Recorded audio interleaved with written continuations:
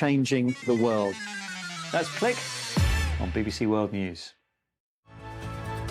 I stand with Afghan girls and Afghan women, and I want to bring attention to their voices. Нет, Россия не белая, не пушистая. Россия такая, какая она есть. И мы не стыдимся показывать себя такими, какими мы есть. I would like to think that we can see a new range of leadership traits being modelled where kindness isn't seen as weakness. The way to counter Russia is through strength.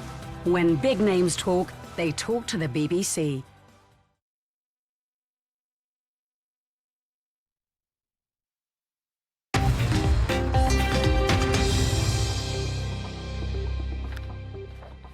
Now, Poland's President Duda says the current worsening global energy crisis is hitting European countries hard because of their misguided policies of relying heavily on Russian oil and gas over the years.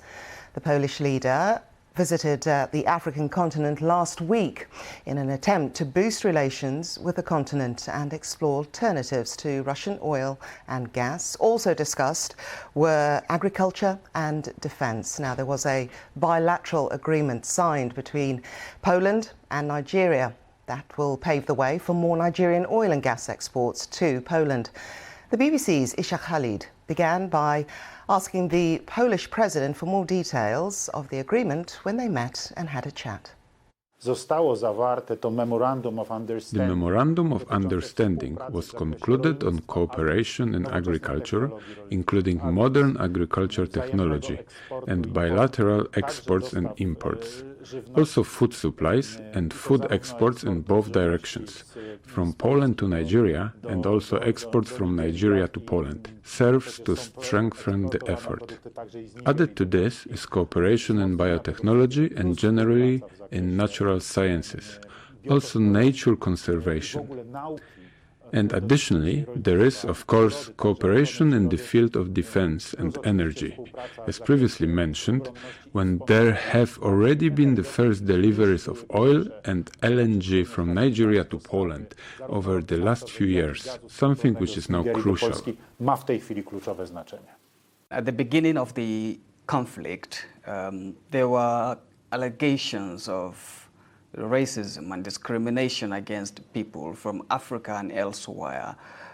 In Poland, people were turned back trying to cross, and they say it was because of the color of their skin.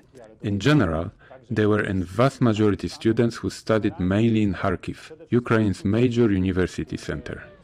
They were fleeing the war because Kharkiv was under attack, and they were among the hundreds of thousands of refugees on the Polish-Ukrainian border. The whole problem lasted no more than 2 weeks in total. We received thanks from India and from Nigeria. The issue was resolved. Very few students were harmed. Unfortunately, a few were killed amid war hostilities.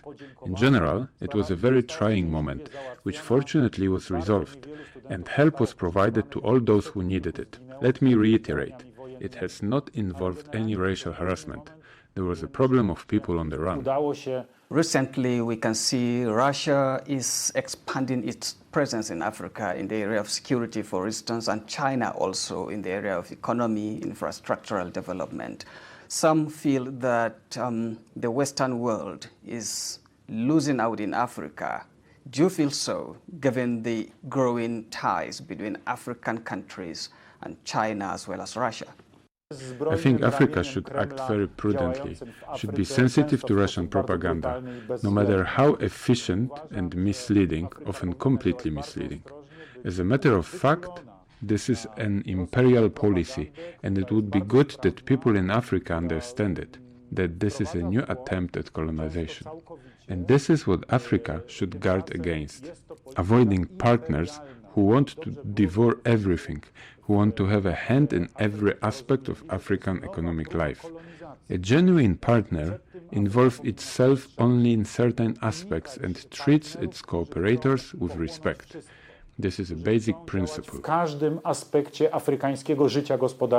So do you think your economy, Polish economy, and the economies of other countries in Europe can survive and thrive without Russian oil and gas, given the high dependence on Russia? At the moment, new gas contracts are being concluded. For example, with Qatar, with the United States and other countries that have LNG, that can sell it being gas-producing countries. Talks are underway with Nigeria. And this will be the option for Europe, in my opinion, to achieve a 100% alternative to Russian supplies within the next few years. Ultimately, it will backfire on Russia. But today, the Russian weapon is actually effective. It is plunging Europe into crisis. And that was Poland's President Duda speaking to our correspondent Ishaq Khalid. Well, let's turn our attention to Mali. And creativity is on, shall we say, a rising tide. Artists in Bamako, the capital, are on board a specially adapted boat, and they're preparing to showcase their dance skills up and down the River Niger. This is actually the country's first floating art venue. As well as dance, there's theatre, puppetry and exhibitions, a floating creative carnival, you might say. Well, the BBC's Lisa Marie Mishtag has more. To the beat of the drums, these dancers pound the planks. The dance troupe are in their final rehearsals before they carry out their opening performance aboard Mali's first floating art venue, the Pirogue du Zimi. What we're doing is